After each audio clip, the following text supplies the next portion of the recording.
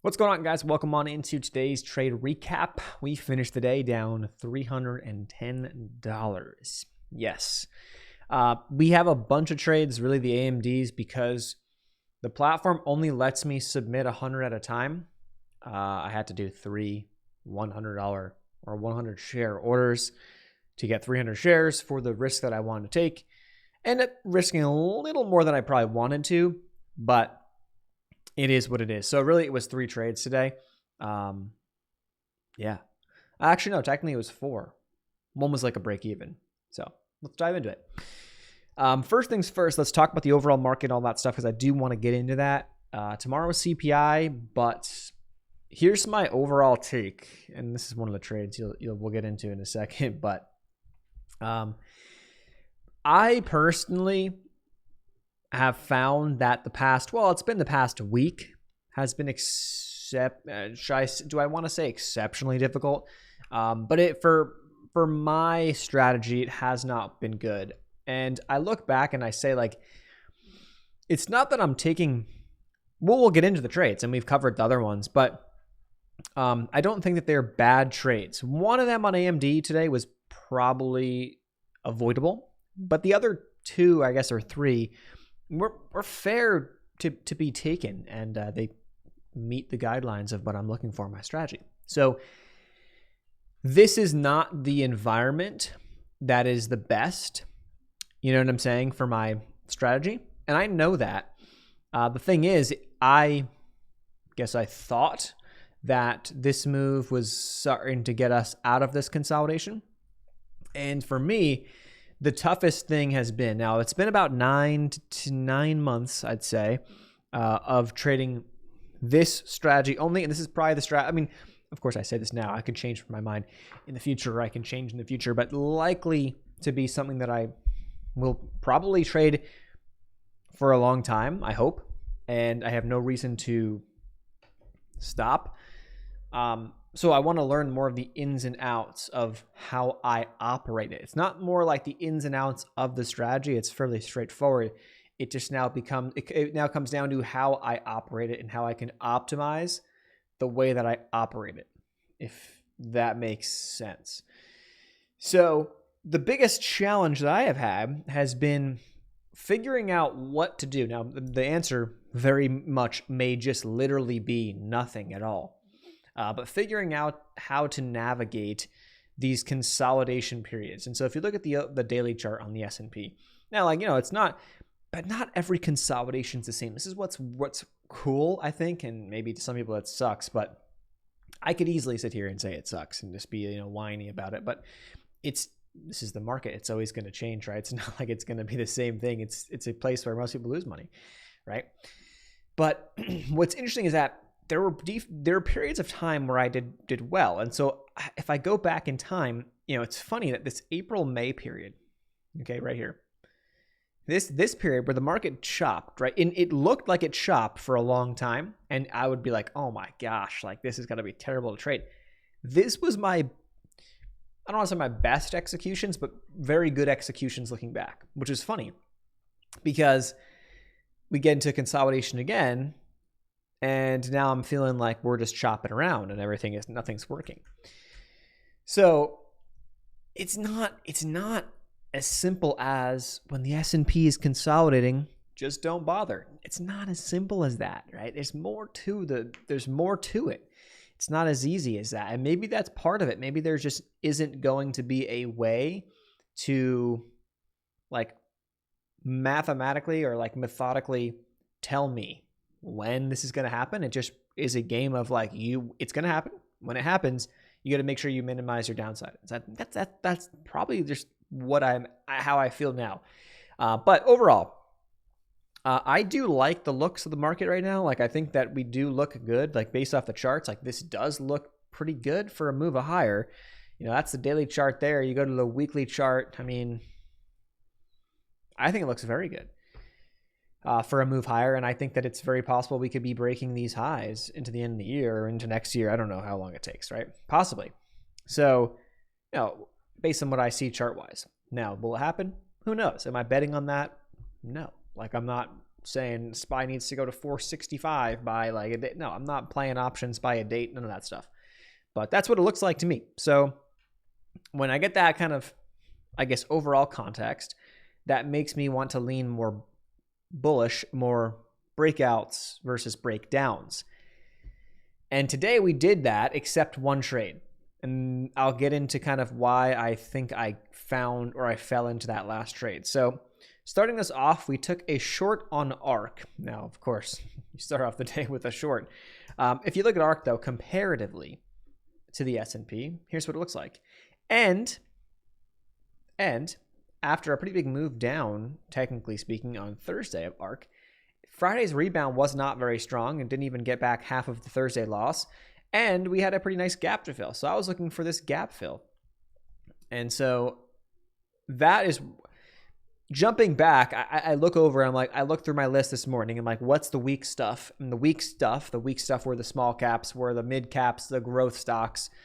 Those were where we saw more weakness, and ARK was down a good bit. And ARK presented to me a really good setup where it came down, back tested VWAP, consolidated, broke that consolidation, I enter short, and then it snapped right back. So just the momentum, the follow through was not there. And then the good bigger picture here was that you had the gap to fill to the downside down to like, it was 38, something like that, or 38 something. So it was a nice look on the chart that I thought. So that was the idea behind that. Now, of course, we start the day off with a loss there. Like, okay, all right, whatever. No, it wasn't bad, right? We lost $80, kept the loss tight. New swing trade that I entered here that I want to, we'll get into in a different day when the position is closed. Meta was the next trade. So I'm like, okay, well, we got stopped out there. Well, the bias technically based on the charts in the S&P is long. Also, the S&P was selling off in the morning as well. So bias would be long, and that's the play. So Meta, not to mention here, this is a bigger picture chart as well. I look at this. Now, it's not the tightest of consolidations. Later on in the day, you've actually got another level right here that ended up becoming more of a key. But I had seen a nice push up, pulled back, and then broke that, if you want to call that a little mini flag or whatever you want to call that. But the big picture chart, though, on Meta was telling me that, hey, we break up over 330, 331, and we have a weekly breakout. I mean, this is breaking out on the bigger time frames. It's a new high of this recent rally, and it broke it. So it was actually 330.50 roughly, and it just so happened that consolidation, or that high of day pullback showing strength, ended up happening 331.27. So like right above the bigger breakouts. I'm like, oh, hey, this is actually a really good trade. Guess what? Volume came in very, very strong right there. Volume also came in pretty strong, relatively speaking, on the break. Got a little bit in our direction and then stopped me out. I stopped out under the breaking candle low. So breaking candle low was right here, and we got stopped out right there. So that was the deal on Meta. Now I look back. Now I ended up moving my stop loss up once I was up on it nicely, and so I ended up barely losing on it because I think I held through this move. And then I moved my stop loss once we hit this pop right here. And I saw this big candle, this big upper wick. I moved my stop loss to break even, or like roughly around break even. And that's where we stopped out for $9. Next was NVDA. This was another really good trade. So then I move on. As the day goes on, I move on. So I'm not looking at 5-minute charts anymore. I mean, I will for confirmation, but I'm looking mostly at like 15-minute or 30-minute chart, 1-hour charts, and 4 hours and up. I should say 15 minutes and up. I'm not looking at the 5 minutes. This, great. NVIDIA, very, very strong stock, pushing up to new highs in the past couple of weeks. And I see this area right here. I see a big push. I see a consolidation for 2 candles. I see it consolidating right up on the same level, right at 490 roughly, which is kind of a psychological spot. Next candle on the 30-minute, we break 490, pop to 490.50 roughly, and then come right back down. Stop loss was under breaking candle low, which was right there, and that was it. So we finished down 95 there. So you kind of can see that the recurring theme here is like valid play, breaks, comes back, stop. All of these trades triggered, like ARK triggered.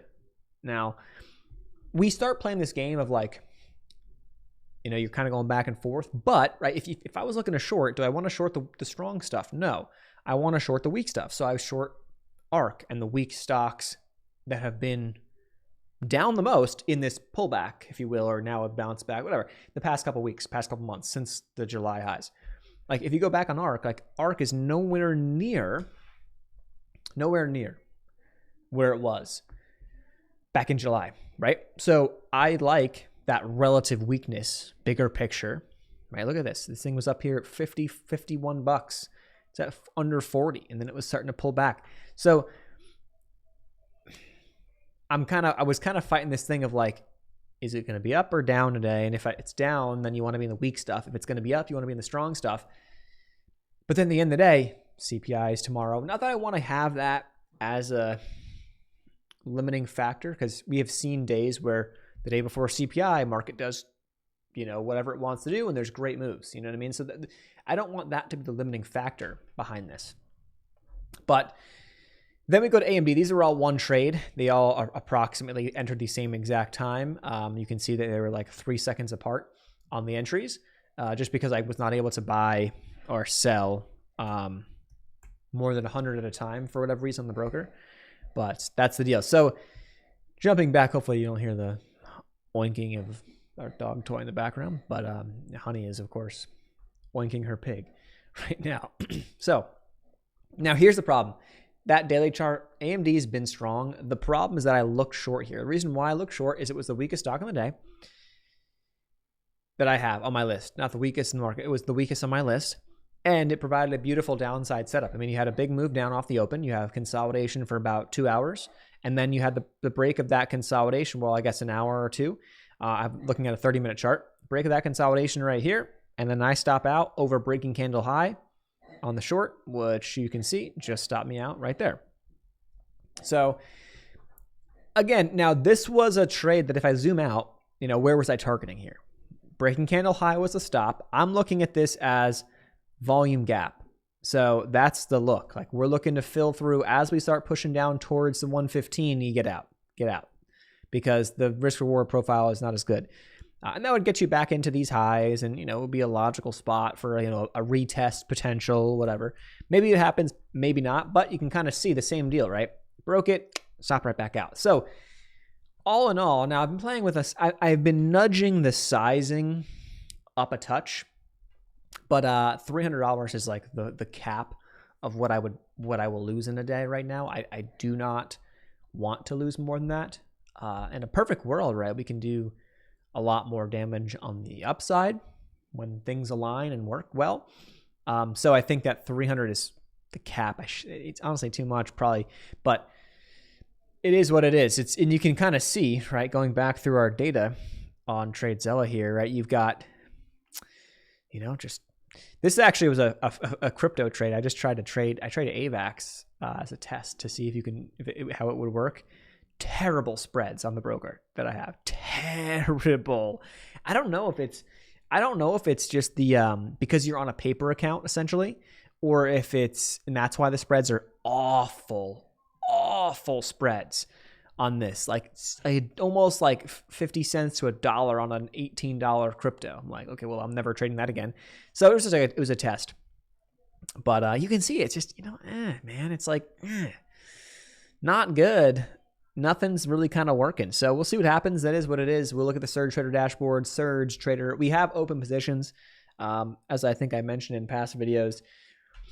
Bigger picture swing trade charts. And so that's why I technically realized losses of 310, but technically we're down more from where we closed on Friday. That's why it says it's down 371 or whatever. Took a big hit on the target, 376. So we're only 7% of the way there. So we're back testing. We did hit a high water mark of 51, just over 51,000. So now we're back down about $700 from our high water mark, $700 roughly from our high water mark, which is not good, but also like not necessarily unexpected given the past week and a half or so. So we'll see what happens. That's the play. That's the look. That's the trade recap for today. I'll leave links to all the stuff down below. There are going to be, I'll mention it now because it's coming up. There are going to be massive deals across the board for like everything, whether it's charting platforms, indicators, like for example, TradingView will have a massive sale for Black Friday. Surge Trader is going to have probably a massive sale for Black Friday. You're going to have Lux Algo, like the indicators that you can layer up on your charts. I don't like to complicate things too much on the intraday stuff. The bigger picture, these are interesting to look at and to back test. Like all these things are going to have massive sales and deals. So if you're ever looking to upgrade something or whatever, like the time is like next week. So get ready for that next week. All these platforms will have good deals.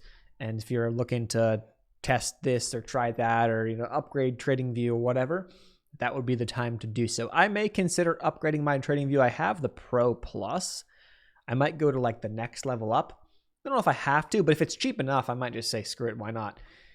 Because I kind of liked it when I had it, and then I downgraded it. And there's just one minor thing that I'm kind of pissed about, but other than that, it's been fine. So that's today's trade recap. Not good. See what happens tomorrow. CPI, maybe get some better direction. And then PPI is on Wednesday, and then hopefully the market has a direction by Thursday. So thanks so much for watching. I'll leave links and all this stuff down below, and I'll see you guys in the next video. Peace.